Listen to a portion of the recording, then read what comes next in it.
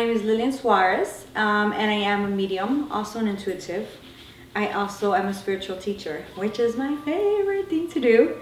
Never would I have thought that I would be. I was the worst student in the world. Telling me to sit and read was like torture. So it's quite funny and interesting that I would teach when it was very difficult for me to learn in the world. Okay, so I always tell people, don't limit yourself to what the world says you should be because of that. Because had I done that, I would have never been helping people to understand the light in them. I am, as a medium, clairvoyant, which is clear seeing. I do also hear, which is clairaudient, and I do feel.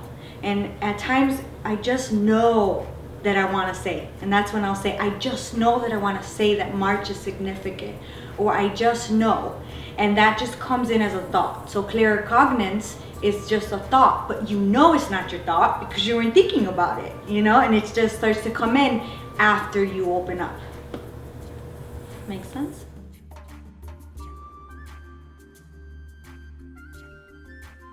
So the first time I saw spirit, I was 14 years old. Honestly, I had been abandoned and was going through a lot at that age. And so the last thing on my mind was mediumship. I didn't even know what a medium was, to be honest. All I knew is that I did not want to go back to the house where I saw spirit. I was scared. It had been the first time that I lost someone that I knew. So I guess I connected it with, oh my God, this is how it's going to feel after someone passes. I kept seeing him with my physical eyes, which a lot of times with my students, I'll find that when they begin to develop, they see with their physical eyes. And then eventually it goes into their clairvoyance, which is inner vision, right? In my early 20s, I would go and get my cards with my friends, let's go for fun, you know? And people would tell me, again, you're very spiritual, because at 14, I did have someone around me that was very, very spiritual and would say to me, you know, you have an ability, you have a lot of light behind you to do God's work and speak God's words. I'm like, I really don't have time for that. Again, in my 20s, I would go and they said, you're very gifted. And I said, okay, well, I'm going to get a deck of cards. And I began to read the cards, but it was inconsistently because I was a mother of 3 by 18. So you can imagine that I didn't have a lot of time to do that. Well, I was trying to help myself, so how could I help others? I can understand now going back why that wasn't time for me to really truly unfold. But at the age of 30 was my turning point. At the age of 30, I found out that I had an abnormal kidney my whole life that had not been detected. And I needed surgery. And when I went to have the surgery, I was supposed to be in the hospital for 2-3 days. I ended up staying there for 7. My lung collapsed. I had 2 blood clots flowing through my body for more than 24 hours. I needed a blood transfusion. So much happened during that surgery, and I felt that I was out of my body. That was my first out-of-body experience. And I was looking down at myself on the bed. And I said, I can't leave. I can't go, you know, like I've been through so much. I even get emotional right now because it's such a blessing to be here, right? But I've been through so much. My kids need me. I can't go. And the first thing that came to my mind was, Lord, I will figure out what that white light is. That they say that I have to speak your words. And I promise to never, ever, ever veer away from that, no matter what happens in my life. And there were 4 women that came and left on the opposite side of me. And I am not lying to you. Each of them came over and said, may I pray for you? And I knew God heard me. And I knew I wasn't going to go. And that's where it began. Because lately I feel as if I'm having out-of-body experiences lately a lot. Like I began to feel through my mediumship that I was stepping into the spirit world instead of just receiving information from the spirit world. And I know that that's my spirit body now, being more detached from my physical body and allowing me to do that. And I started to think, when was the first moment that I could have connected in my life where that happened to me? And it was when I almost died in the hospital. Because I can remember looking down at my body in the corner of the hospital room. And the weirdest thing was that I saw my grandmother that was passed laying on the bed where I was. So I saw spirit again, but it was my grandmother. And I just remember feeling like it was all like a dream, but I was in the dream because I couldn't understand what was happening. And it wasn't the medication, because at first I thought it was the morphine. And I've always been sensitive to anything as a spiritual person. I mean, that's why I don't drink alcohol that much. Growing up, experimenting was not my thing. I would freak out because I was already so high off of the frequency around me, right? And, I remember seeing my grandmother there. I remember looking down and feeling safe that she was there, but not feeling as if I was in that room. And at that point was when I said, Lord, I'm not ready to go, because I felt that I was going to go. I felt that my spirit body was detaching and deciding what it was going to do. Was I going to exit or was I going to stay? And it's beautiful to be able to now understand why that happened, that I had the ability to allow my spirit body to interact not only in this world, but also the next. And even for different reasons. Because if you think about it, I interacted with my spirit body and my out-of-body experience to be able to know I was going to be okay, and to allow me to see my grandmother in spirit there with me. And that's what I really remember that made me feel safe and not afraid. I knew I was outside of my body, but I knew she was there and that I would be okay. I felt like I wanted to fight. I felt that I wanted and I remember I couldn't eat. I felt outside of my body. Like my body was there, but my energy was outside of my body. My soul was, now I know it was my soul, was detached from my physical body. And I felt peaceful. And I felt that I had a choice. It felt good, but I felt that I needed to come back and continue the experience in my physical body, although I felt safe in that moment outside of my physical body, because at the moment I realized that I had done this a lot more. That's the moment that I can fully say that I understood that I was outside of my body, but I felt that I did that a lot. I used to daydream a lot. People would talk to me and I wouldn't respond. They're, hello, are you there? It's so many things that allowed me to understand now in my journey that this was happening way before. But what really allowed me to understand was when I almost died, that there was a difference and a separation with the physical body, which is like the vehicle, and your soul, your spirit body, which is like the gasoline that fuels that. But you need both in this human world, right? So I knew that I needed that. My free will was my free will. I knew that I was outside of my body. What was I going to do? Was I going to go? Because at that time was when I had the blood clots. I didn't know that though, but my body knew. Just like the spirit world knows 6 to 8 weeks before somebody goes. They know they're going to go. So they knew, but my free will that God gives us made the choice to come back.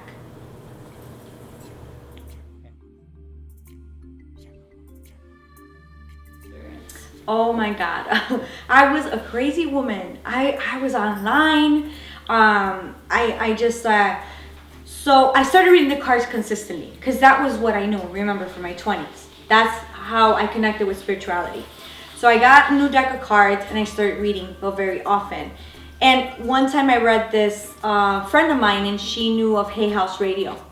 And she said, hey, you should go on there. They talk about chakras and all this stuff. And I was telling her, I'm on my journey. I don't know where I'm going.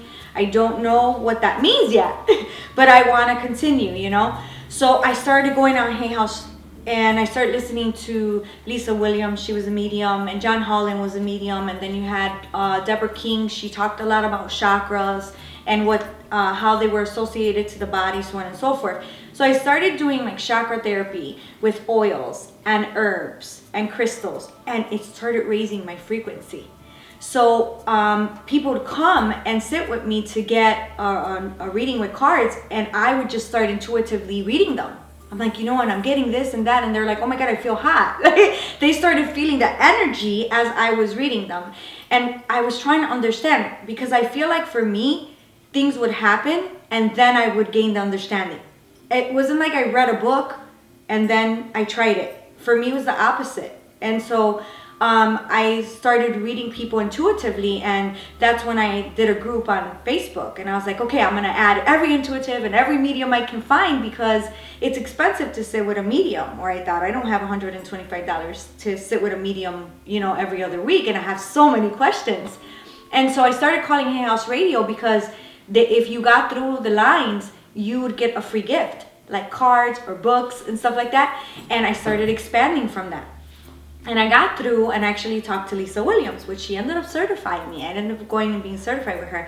And I said, I want to know if this is the journey I should take, I'll continue to pursue spirituality. I know I made a promise. She said, absolutely. I think that you're a medium. And I said, okay, yeah, no, I don't think so. That's completely crazy. But shortly after that, I started seeing spirit. And I'm going to be real honest, I freaked out. I was raised Catholic. Christian women took me in. That you don't do that. That was something that you don't do. And I said, oh my God, I'm so sorry, God. I put the cards away. I stopped doing everything. I had also become certified with Reiki, because I got through the line to Doreen Virtue, and she said, you're a healer. You need to go find some healing class, and you're going to work with Jesus energy, Jesus consciousness. And I said, okay, well, that's fine, because Jesus is involved. At that time, it was very important that I stayed in the light and that I was doing something for God, because this was all about God, in my eyes. It wasn't about me. And I started expanding, and I put everything aside, because I said, I can't do this. I love you, God, and I'm going to show you that you come first. I'm not going to read anybody. I'm not going to do Reiki. I'm not going to do anything. So for 30 days, I stopped everything. I kept seeing spirit more.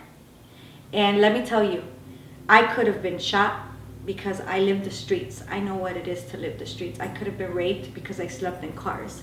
I could have been a drug addict, because the drugs were all around me. So I knew that all along those footprints were God's footprints in my life, and that He wasn't going to abandon me then.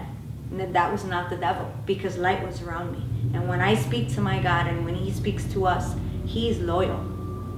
So I knew that this was something that I should pursue. So I continued with my mediumship from there. And I ended up finding Lisa, and she was offering the certification course, and I ended up going to do that.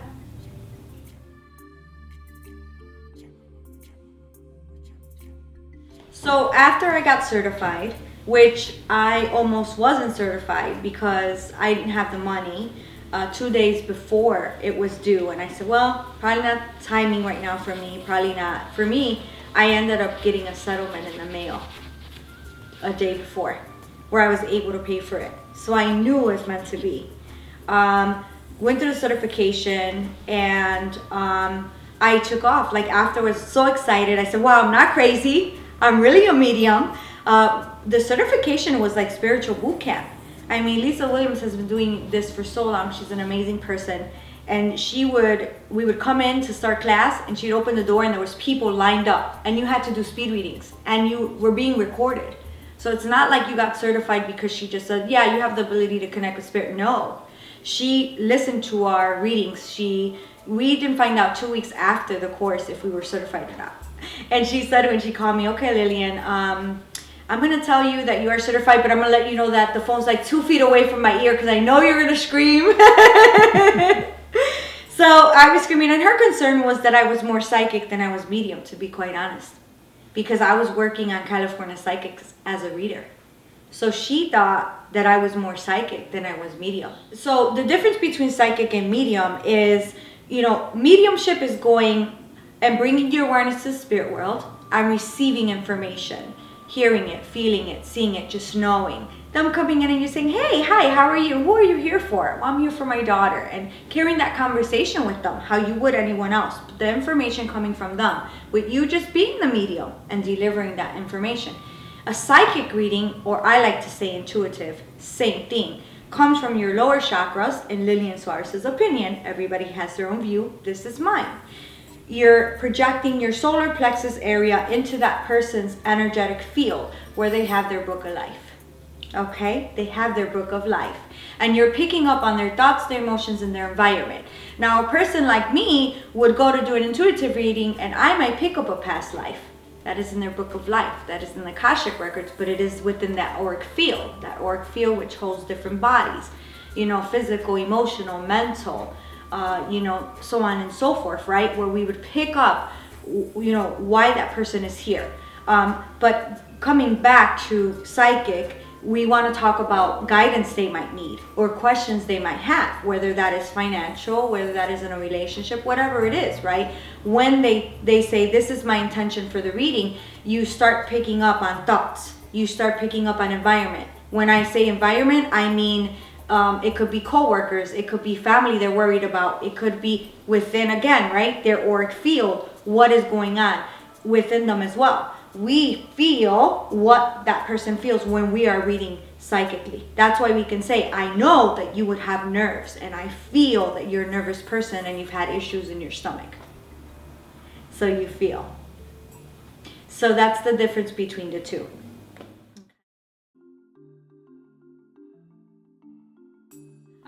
I feel like as an instrument, I never know how it's going to help a person. First, let me say. The one thing that I always do know is that it's going to bring love. How it brings love is however God wants it to bring the love. People, they grieve different ways. Some are angry, some are emotional, some feel like they've lost their life when they've lost their loved one. I also am a Reiki practitioner. Some people are spiritual and they don't know it. And they don't sleep well, they don't eat well. I feel like I bring that to them in a way that it's not woo-woo, it's not scary, because there's nothing scary about this. It's actually so beautiful. When you open up your heart and you allow the light to come in, whether that's in a mediumship reading, telling a mother that her son is here with her and that he loves her and that he knows that she kisses his picture every single day. Because I don't interview spirit. I let spirit come in and say their story. And that can be in many different ways. And it might have been 8 years that mother was grieving, right? And she's finally finding peace, because I don't know her and I know nothing about her. So how would I have known the evidence that this beautiful son is bringing to her? Not only do I ask the Lord to give me the words and the ability to speak life, and I always say it's speaking words of life, because that's what it is. I ask God to take the opportunity to heal that person through me. And so the more that I'm able to just not put expectation to what I do, or use titles, or say what it should be, because that's a human reaction, the more the Lord can work through me, can heal people by the messages from spirit, or perhaps give somebody guidance that has lost their home and is going through bankruptcy, or doesn't know what direction to go, by telling them, hey, the last 3 months have been difficult, but you know what? This is what's going to happen within the next 2 months. There's, revenue coming in, or there's light at the end of the tunnel, and bringing facts to them so they know, obviously, this is not something that I'm making up, but it's evidential. Whether, again, it is mediumship or it is psychic, right? We're bringing forward light to people that perhaps might have been in the darkness. And that can be brought in so many ways, to that message for that mother of that son, or even me as a medium. I feel like I know my grandmother, my paternal grandmother, more now than I knew her when she was here. I feel we have such a great relationship. I met a great aunt that I really didn't know a lot about through spirit, through sitting in classes when they read me, that took care of me the first 2 years of my life that I never knew, and came through with her name and her description of who she was. How beautiful is that? Sometimes in a reading, you'll even get a soul that you never knew. It could be a great-grandfather or a great-grandmother that you didn't know, but guess what? They're coming through telling you about you, exactly your personality, and that they're like you, and that's why they're with you, because they're helping you and guiding you. I've had a mother come to me before, and I did a previous reading, and her name came through. And they said, yeah, I know her, she's a friend. And I end up reading her for free and said, okay, just send her my way. Let's see what spirit has to say. Because again, I stop attaching myself to why and when. Let it be what it needs to be at the moment. Because then that would be coming from my conscious mind. Let it flow. Let me be an instrument. Let me truly be an instrument. Heal the people by the words and by the love of God flowing to me and through me in my heart. Because there's one God. We're not God. It doesn't come from us. It comes to us in a form of words or love. And she came to me and she sat down and she put her purse down on the couch, and she says, if you're a real medium, you'll tell me something in my language, if you're really bringing in my son. And I said, okay, well, again, as a medium, we learn the different stages of grief. You don't attack someone. She's hurting. She's a mother that's hurting. But I said, all right, well, I'm open to it, but I can only give you what's coming through. And I remember seeing a word spelled out, and I said, oh my God, that's not English and that's not Spanish. I don't know how to say this. So I remember saying, let the sound roll off my tongue. Let it roll off my tongue. Use my voice box and let it roll off my tongue. And I said it, and she just started crying. And when she composed herself, I said, I'm sorry if I said it. I don't know what I said, so I hope it's something good. She said, you said I love you in my language.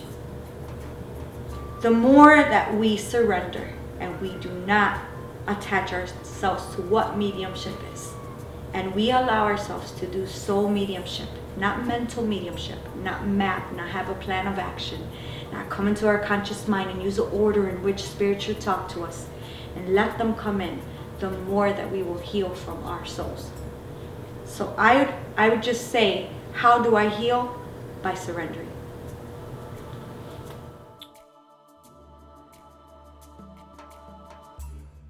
Okay, great. So before gallery or group readings, I start the day before. I don't have red meat because it's grounding. Now this is spiritual hygiene. This is what I call spiritual hygiene, and this is what I do, and I also give these tools to my students. Everybody's different. Take what resonates, leave what doesn't. I don't tell them they have to do this, but this is kind of what I do. They make it their own, which is what it should be whenever you're working with any spiritual teacher. I don't have red meat. I don't drink alcohol. I will not have dairy, okay, the day before. I will take my salt scrub. So I use Epsom salt, sea salt, baking soda with a little bit of Florida water, okay, and I make a paste and I scrub it on my body. What does this do? This clears any energy that's not mine, and it allows me to come back to my own energetic state, being more of a light being than a dense being. Understand? Because the body's dense, but mediumship readings require the merging of the physical body and the spirit body. So we talk about our physical body, but we need to always remember our spirit body. Hence, no red meat. Hence, right? No dairy, no alcohol. Because then it would be like I'm trying to go up to connect with spirit, but then my physical body's so dense. It's like, oh, where do I go? What do I do? The day of, I will not eat an hour before. Can you still do it if you ate? Yes, you can. Can you still read if you drank the night before? If you ate red meat the night before? Yes, you can. It's something I do so that I can be in that higher frequency as you asked. So that I'm not dense, I'm not too grounded, and I'm allowing my spirit body and physical body to merge with the spirit world. Because again, density. Foods we eat create density. What we do creates density. As a medium, you don't want to be obviously again too grounded due to the dense foods that you've eaten, or even that you're processing because you ate 30 minutes before. You want to be as light as possible so there is no tugging in your energy and it flows nicely when you're interacting with the spirit world. Okay, I'm really big on spiritual hygiene. I'm Mrs. Aura Mist. People crack up at me because in my galleries, you'll smell it. I spray violet water, I spray lotus water, Florida water is my favorite.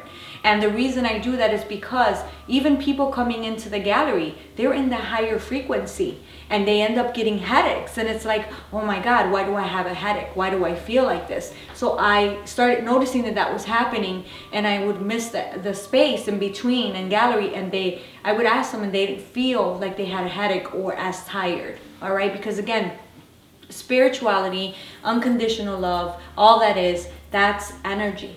That's high frequency energy. And so we have to consider our physical body and our spiritual body. Use the spiritual hygiene. Meditate before reading, right? Or meditate before to allow yourself to step into your power. Now, when we say step into our power, it is the merging of your spirit body, of your physical body into the spirit world. Allow it to blend and meld before you begin. Because it's like if it's cold outside and you get in your car and you start the car but you didn't warm it up first, it's going to be a little bit choppy. But if you've warmed up your car and then you got in your car and you took off, woo, smooth ride. Same thing. You could consider the physical body as your vehicle, and you can consider your spirit body as the gasoline that fuels that car. And that's the example that I use with my students. And so that's a little bit of how I open up, is allowing myself to blend and meld. So the first thing I do is I bring white light to come in down my crown, and I allow my spirit body and my soul to begin to expand further and further as it passes each chakra. Some people feel their spirit body, some people see it, some people see colors. Everybody's different. Never attach yourself to how it should be, just let it be. Once I've done that, I allow myself to bring up earth energy, coming up, up, up, golden, beautiful earth energy from the earth, passing my ankles, passing my knees, reaching my root chakra. And then I always use a tulip to represent my chakras. And I allow myself to open up that beautiful tulip and just ignite the light. And that's when my spirit body starts to blend with my physical body and the spirit world. Because when you've expanded your spirit, now you've expanded it to all that is, and your awareness is in the spirit world. But then we need the body to receive the imprints, right? Because you're going to feel, you're going to hear, you're going to see. As you go up and you open up those beautiful flowers that represent your chakras, you ignite the merging of your physical body, all right? And that circle completing itself, because they all three have to be blended and melded. The spirit world, your spirit body, and your physical body together in order to do a mediumship reading, okay? At least for me. And when I get to my solar plexus, I state, I am profoundly clairsentient, and I expand my clear feeling out into all that is, because your solar plexus is associated with your clairsentient, your clear feeling, so that you can feel spirit, so that you can feel whatever it is you need to feel. Then I come up and I just expand all the love in my heart, all the love in my heart to all that is. And then I go up to my throat chakra and I expand my clear hearing out into the spirit world. This is associated with what you will hear in spirit, what you will hear them give to you. Then I go up to my third eye and I say, again, I'm profoundly clairaudient, I'm profoundly clairvoyant, and I expand my clear seeing out into spirit, and I stop right there. Well, by then I can feel an altered state, that I'm in an altered state. My eyes get foggy. It's hard for me to see clacks. That's why normally in gallery I have somebody tell me you have 5 minutes, because I see the orals and everything once I open up. So that's how I keep my frequency up and I prepare.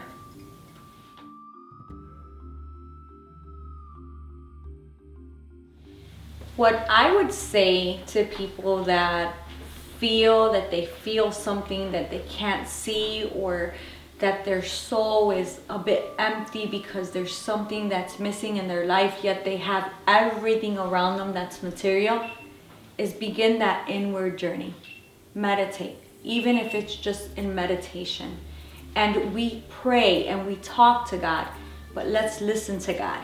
Let's meditate and listen to what comes and what our soul has to say, so that we can look at life through the eyes of our heart, right? And we can be able to be who we came here to be, not who the world made us be. Don't be afraid to be somebody different or think out the box. Had I done that, I wouldn't be here. I don't do this because of anything other than the love of loving people, and that makes me rich. Be rich with me. Love yourself. I am not the same person I was when I started this journey. I love myself and I love people so much more. And I appreciate life so much more. Do it for you. You don't have to seek that voice of your soul for anybody else but yourself. It's the most beautiful feeling to feel filled inside. Not even when I lost everything, December 2015, did I feel empty. I lost everything outside, but gained so much more inside, realizing that even then I felt full. Feel that. I want everybody to know that. If I can say what is going to happen in the world and what I see as a spiritual person, I would definitely say that we're here to mirror each other. We're here to be each other. We're not separate. we're together. I always say it's we, not I, because if somebody's in pain or somebody's going through something, that's coming from somewhere. We're all born innocent. We really truly are. It is life that takes away that innocence, that fills the walls. Break them down and let's go back to the light which we came from, because that light is here and it's getting stronger. Why? So that all this hurt and pain can subside, so that we can love each other and not hate each other, so that we can believe that even one individual can make a difference by a word that they would say to somebody, and that everything that makes us rich is inside. And that's what's happening. We're awakening to the love and the life in us. So I would say, look for the love and life in you.